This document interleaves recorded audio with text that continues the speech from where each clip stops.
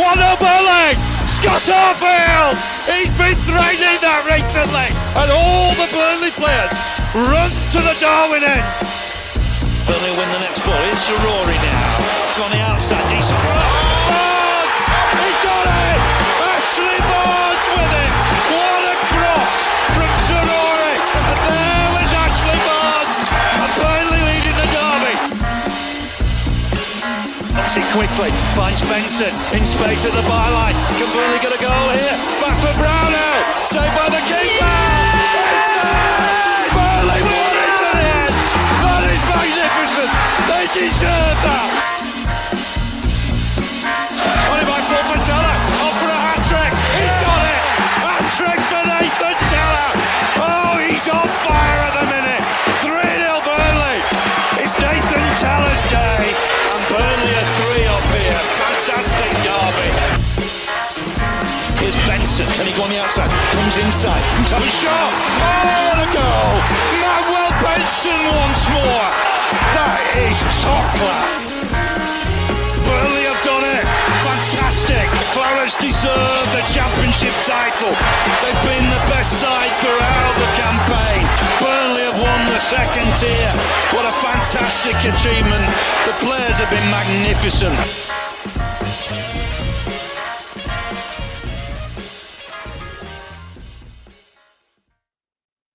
Hello, everyone, and welcome back to the latest episode of Turfcast podcast with me, Joe Redmond. It's finally been announced. We have finally managed to get James Trafford over the line. Although, to be honest, been trying to hint to you all. It's been done for a while. We just haven't announced it. Not sure why. Probably something to do with him being on holiday. But again, just announce it and let him have a holiday. I don't know. I'm sure there's something to do with it anyway. Yeah, really happy to get this one over the line. Looks like one for the future and potentially one for now as well. There's obviously going to be a bit of a debate about what we do with Muric, who was fantastic last season despite his haters. Admittedly fantastic as the season wore on. He had a few shaky moments earlier in the season. Blackpool at home, Sheffield United away especially, but improved a lot after that Sheffield United game, but needed to. As did the whole defence as well. But that's a debate for another time. Yeah, James Trafford, glad to get it over the line. He is a young goalkeeper, as we have said, one for the future, one not just for our future, but for England's future as well. Obviously, done some heroics recently with the under-21s, saving the 99th minute penalty, I think it was, to win England the European under-21 championships. He's 6'6", just like Wout Weghorst, who shrinks when he jumps. So hopefully Trafford doesn't shrink when he jumps, but I'm sure he doesn't. Brilliant shot stopper. Of course, signing him from Man City, but Man City fans won't know too much about him, will they? Because obviously he's not played a senior game for them, despite coming through their youth ranks since the age of 12. But has spent the last 18 months on loan at Bolton Wanderers. So what we're going to do, we're going to chat to a Bolton Wanderers fan. We're going to bring him in now. How you doing, mate? Yeah, good, pal. Thank you very much. How are you? Yeah, really good. Thank you, mate. So you're from the Burnley Aces. Obviously, like I said, he has been at Bolton for the last 18 months. Talk to me then. What's he like? Obviously, I know a lot of Bolton fans were under the socials when we were being linked with him and stuff, saying how good of a keeper he was. And obviously, Burnley fans were getting excited about him during the Euros, and then Bolton fans were underneath that as well, going, "Oh, you've got a really good keeper." So obviously, I know how you will feel, but yeah, talk to me. What sort of keeper is he like? Summing up in a word, confident. Yeah. For such a young lad, you know, you're going to expect that he's going to make a few mistakes, and that did happen at Bolton. But normally, like for someone so young, especially a goalkeeper, one mistake, sort of crumble under the pressure, leads to another mistake. Just took it all in his stride. The mistakes were very rare, just to point that out, by the way. He's come in, he's set a lot of not just good stats in terms of clean sheets, things like that, but he's actually broken a few club records as well. And you know, some people like they want to put him down a little bit. Oh, he's never played above League One. As a goalkeeper, it doesn't really matter. If someone's shooting from 6 yards out, it doesn't matter what league you're in. To still set the records that he's set, especially like I say, the confidence side of him as well. You've got a good one. It's been pretty clear that he's going to make it. Yeah.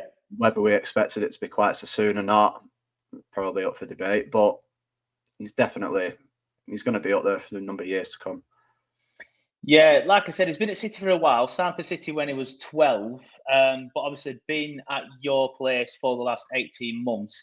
It was an initial 6 months, wasn't it? Then he went back to City, then he come back. So I presume he made a good impression first on then in that first 6 months. Yeah, so he signed in the January window of the season before, the one just finished. At the time, no one really knew who he was, didn't know anything about him. I think he probably only just turned about 19, possibly still 18 at the time. We'd had a young lad on loan from Fleetwood, Billy Crellin, who, he played probably about 20 games in League Two at the time as well. Didn't have a good time of it.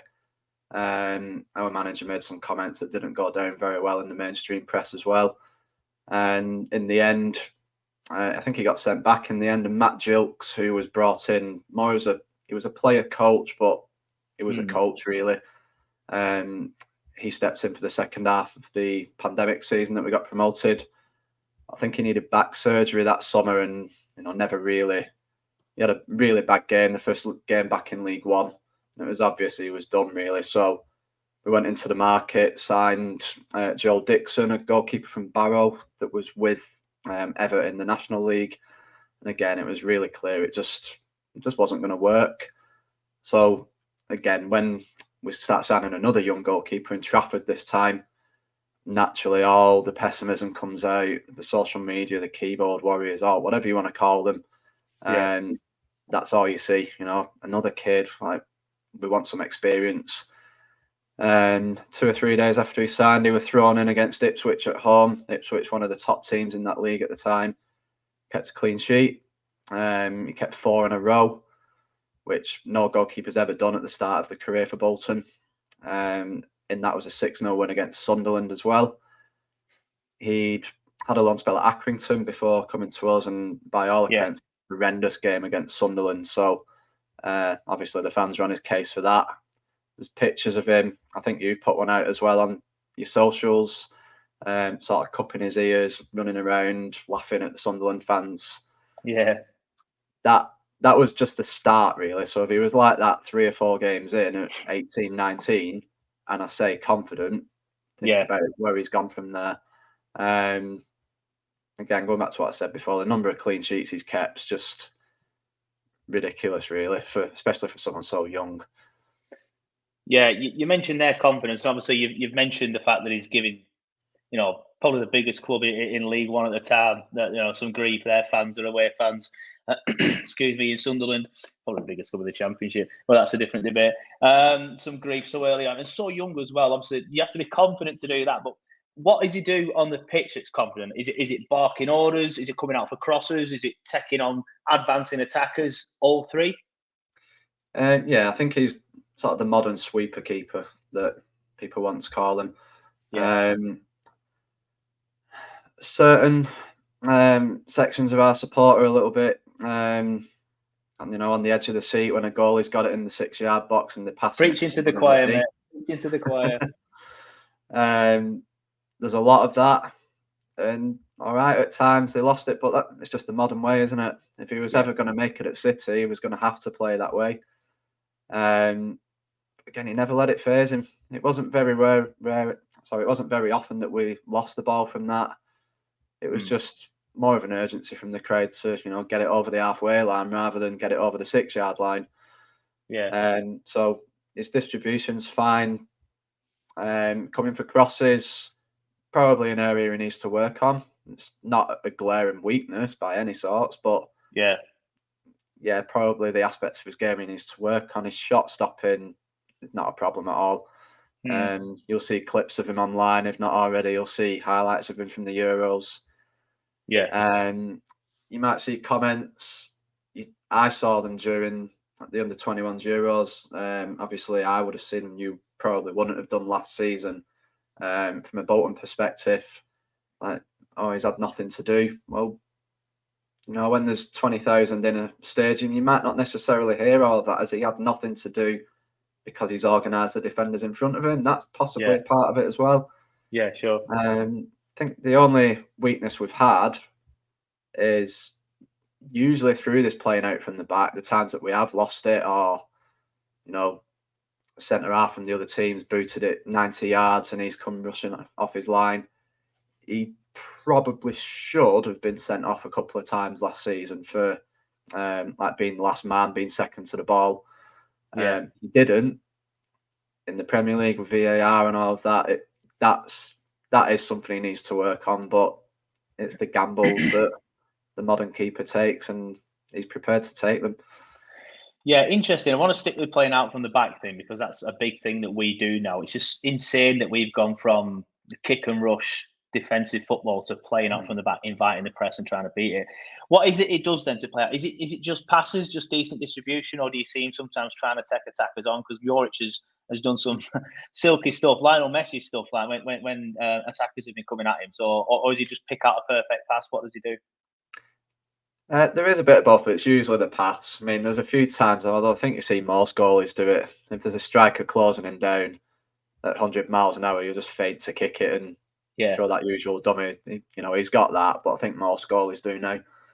The way we play, I'd imagine it's pretty similar for you guys as well. Again, it's just a modern game. We play usually with 3 centre halves and then with wing backs as well. So it's a back 3 that can change to a back 5. With 2 defensive mids, so one of them would usually drop deep into the D. It's that would usually get the fans on the edge of the seats. With the wing backs as well. But then at the same time, he's not scared of just spraying it out to the wing. If you want to play short and there's 3 strikers on the edge of the box, you're not going to do it, are you? So there is both. Our manager, he wants to play that way. He's put Pep down as sort of his idol, really. So there's a little bit of a fanboy, perhaps. But what Pep does, everyone else does at the minute, doesn't it? Don't they? So yeah. I mean, we're obviously in a very similar boat. Obviously, it's a little bit different with Vincent. He's played under him, so he wants to emulate that because he's definitely was the most successful part of his career. So we are pretty much like play the exact same way that they did before they brought Haaland in. I do want to touch on his England career because you mentioned there bits about him in the Euros. He's been in the England setup ever since the age of 16. So he's played for the under 17s, under 18s, under 19s, under 20s, and under 21s. You'll have seen a lot of that in probably playing at the under 20s when he first got to Bolton or something like that. Being in the England setup's only gonna make him better, isn't it? It's only going to give him all these experiences and just make him a better goalkeeper. Yeah, definitely. He was in the under 20s when he joined us. I've not got the numbers to hand, but I think he'd only played 2 or 3 games for the under 21s before these Euros. But it was only midway through last season that he got into that squad, and at the time he wasn't first choice either, I don't think. So it has been a good rise. I suppose it's different from the senior level where you've got another 10, 15 years to break in. Yeah. With it being an age group, but from everything that we've seen, it's no surprise to see where he's got to. He's got there so quickly. And then I've also sort of long term, you look at who's in the England setup at the minute. So, it's Pickford, Pope, Ramsdale. I think there's 1 or 2 others as well, sort of floating Henderson's around. on the fringe, isn't he, as well? Yeah, but then, with all due respect to Henderson, has he played enough games? Fitness will be he was injured the second half of last season. He wants out of United, doesn't he? But if Trafford, obviously with you guys, if he does become first choice, I think he'd skip right above him. Whether at this stage he'd skip into those top 3 positions, probably not, because the others have been around quite a long time, haven't they? But why not? If he's got the Prem move, if he's playing and he's playing well, they're already watching him. So maybe in the next couple of years, 2 or 3 years, who's to say what could happen? Yeah, I think so. I agree with that. I think with England, it's not necessarily a closed group because you do see people coming in it that haven't played in the underage groups. But if you've been in the England setup since the age of 16, they know what you're about. They know you're good enough. You're going to get in there a lot quicker than say someone who's only really come to the Prem and come to the forefront of people's minds at the age of 24, for example. That brings it on nicely though to what sort of ceiling you think he has, because I'm thinking that he can be England's number 1 pretty soonish. But probably I say soonish is 2021 now. So by the age of about 24, 25, is that a fair assessment? Do you think he can do something like that? Yeah, I don't see why not at all. Just take you back to some of the quotes he said when he first joined us. Yeah, I don't know if it was a semi-final or a final, but he was on the bench for City in, I think it was the Carabao Cup, and he said that he'd made his mind up back then that, I don't want to be second choice for 16, 17, whatever he was. yeah, Coming out with comments like that, it's a bit of a joke, really. You're lucky you're even on the bench, aren't you? yeah, The big test for him was always going to be what happens after Bolton. You've come out and said this. You've also got 4 years left on your contract at City. Put your money where your mouth is. Are you going to sit on that contract for 4 years and just have loan after loan after loan? Or do you back yourself so much that you're going to go out and prove you belong at Man City by playing somewhere else? And I think that is what he's going to do. I think he's played about 70 games for us over the last 18 months. If he goes on and does the same with you guys, a couple of seasons in the Prem, if he has a couple of good years, again, with all due respect, he's going to get the attention from the top clubs again, isn't he? Yeah, of course he is. You're coming out and saying, I don't want to be second choice. Well, go out, play, and they'll sign you back. And you'll be first choice. I think that's his mentality. Yeah, and I think that is what will serve him well. Yeah, I think that is the plan. I think City have rumoured to got a buyback clause in it. And it's the way these clubs do it in it now. Get all the youth in, nurture them, sell them on, and then bring them back in when you can. It's a good clause to have. But you mentioned their mentality. I do want to talk about that because you mentioned there he said at City at 16 he don't want to be second choice, which is an interesting comment when he's coming into Burnley. There's this big debate about whether he's going to number one or not. You would think that he knows he's going to be number one. That's why he's coming. He's giving grief to Sunderland fans at the age of 18, 19 when he started with you. He's making this move now to be a Premier League number one goalkeeper. Sounds to me like he's got a very, very good mentality. He's got a good, not necessarily good head on his shoulders, but in a way, yeah. But obviously that means a different thing. But a very focused and driven head. Yeah, like I say, things like the mistakes, they don't happen often, but then when they do, it just doesn't affect him at all. So I've used the word confident, I've said mentality. It's all there. Yeah. No doubt, there's more cameras, there's more eyes, the world's watching in the Premier League. There's not saying you can hide in League One because there's still quite a lot of coverage, but there's nowhere to hide in the Premier League, is there? One mistake and people will be on him. The first game of the season, if I'm right, I think you've got City, haven't you? Unfortunately, mate, yes. I don't really want to talk about that too much. He's in net there. One of two things happens. You get a 1-0 and he saves a penalty, or he lets 6 in. And if he lets 6 in, what's the reaction to that? Yeah. So, that'll be interesting. But no, from everything we've seen, you've got absolutely nothing to worry about, both on the pitch with his mentality and all of that. He just comes across as really down to earth and just someone that enjoys playing. Yeah. And again, what will the reaction from him be if he is second choice? I don't know. But from what we've seen, I think he'll just get his head down, get on with it, and try and take his chance when he gets it. But I don't see him making the move, personally, if he isn't going to be first choice. No, I agree. The fact that he's made them comments when he's 16 tells me that, he's going to be number one, or he's at least had reassurances off Vincent that he'll be number one very soon, or whatever. I'm expecting it to come out.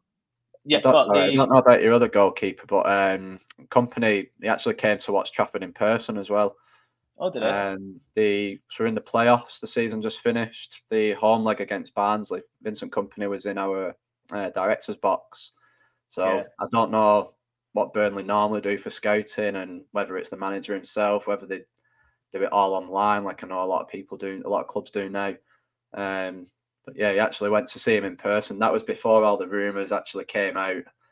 So the Bolton fans at the time were like, yeah, Burnley are going to be in. And 6 weeks or so later, here we are. It's mad. It's mad. I do remember a lot of pictures coming out as soon as the season finished. Vincent was pictured watching games in Belgium, Holland, Spain, obviously Bolton as well. So Vincent, he just seems like he just doesn't sleep. He just doesn't rest. He's constantly looking and constantly trying to improve. So that's obviously what he was doing there. But very interesting to hear that. Are you gutted to lose him? I mean, you probably didn't expect to keep him for another season, but are you gutted that he's not going to be there next season? Yeah, definitely. There was quite a lot of comments, even the manager himself. If we'd have gone up into the Championship, would we have had a chance of keeping him? Yeah. That was the thinking sort of all season. You know, if we stay in League One, we've got no chance. And in the end, that's what's happened. But then towards the end of the season, I think it was just before the playoffs, Trafford himself was interviewed. He's like, look, I don't know what's going to be next season, but I just know it's not going to be Bolton. So straight away, people were talking, is he going to be good enough for the Prem? Which, we've already covered he is. Is he going to get a move to maybe a top-end Championship club where he's probably guaranteed some more game time? In the end, he's got from what we've seen, he's got what he deserves. He'll be tested a little bit more than he has been with us. A team in the top 6 of the League One, well, regardless of what league, in the top 6 all season, compared to a team that's not going to be in the top 6 of the Premier League. Wherever you are next season, it's obviously going to be a lot more difficult than what he's had here. Yeah. But yeah, I keep saying it, but there's no issues. You're not going to have any massive problems with him. Fingers crossed, mate. I'm looking forward to watching him play. Interested to see what Kompany's going to do with the goalkeeper situation, and even underneath, and what's going to happen there with that as well. But obviously, thank you for that. I do just want to break off. I always like to ask our guests what they thought of what Burnley have done over the last 18 months. Obviously, relegated from the Prem. A lot of people wrote us off. Played in a certain way, which I never had any issues with when we were getting results. But the last 2 years of that particular football, it did become a little bit tedious. But then completely changed it. I think we lost 16 senior players, brought in 14, and completely changed everything about the club. Got Vincent Kompany in, and obviously won the Championship with ease. A lot of Burnley fans obviously very impressed with what's gone on last season. It's always good to get an opposition fan's thoughts of what Burnley have done over the last 18 months. Yeah, I think probably similar to us, going back a little bit further than that. So probably Big Sam for us is the fair comparison to Dice Review. People get bored, but they don't realise what they're getting bored of until it's gone. We dropped out of the Premier League. We tried to play the nice, attractive football. Well, look where it got us, relegated.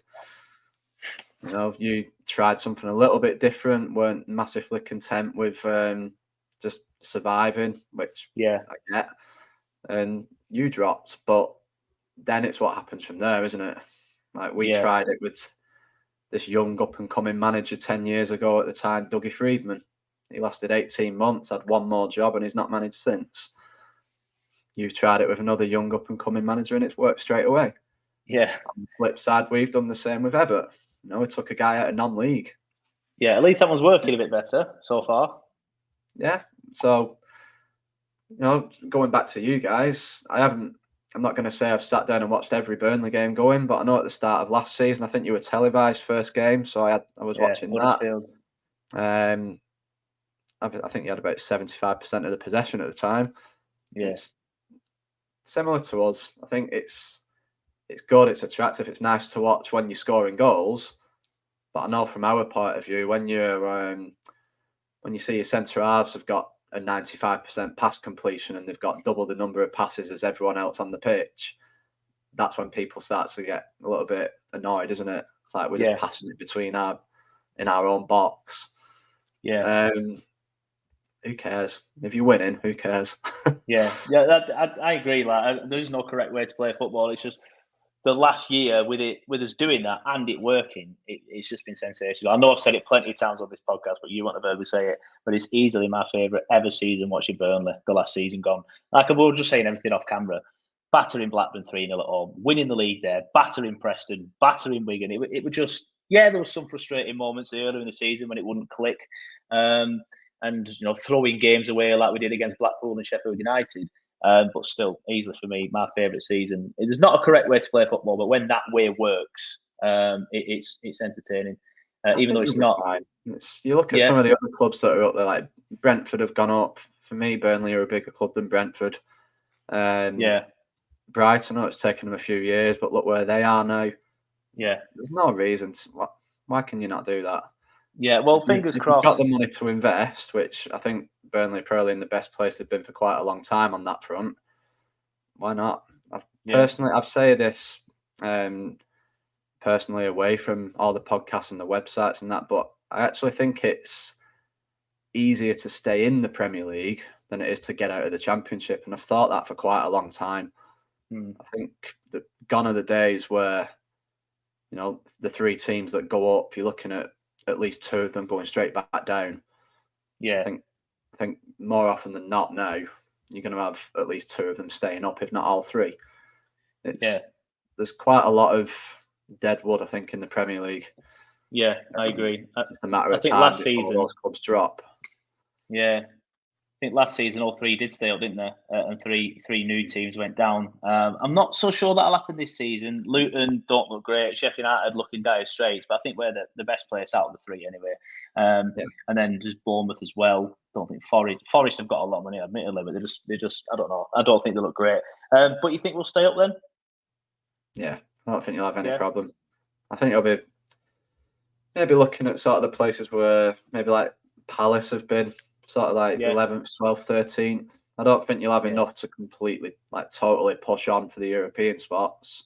But first season up there, if you can get yourself into mid-table, 100%. you just go from there. But I don't see you having any issues. You've been there before. You know what it's like.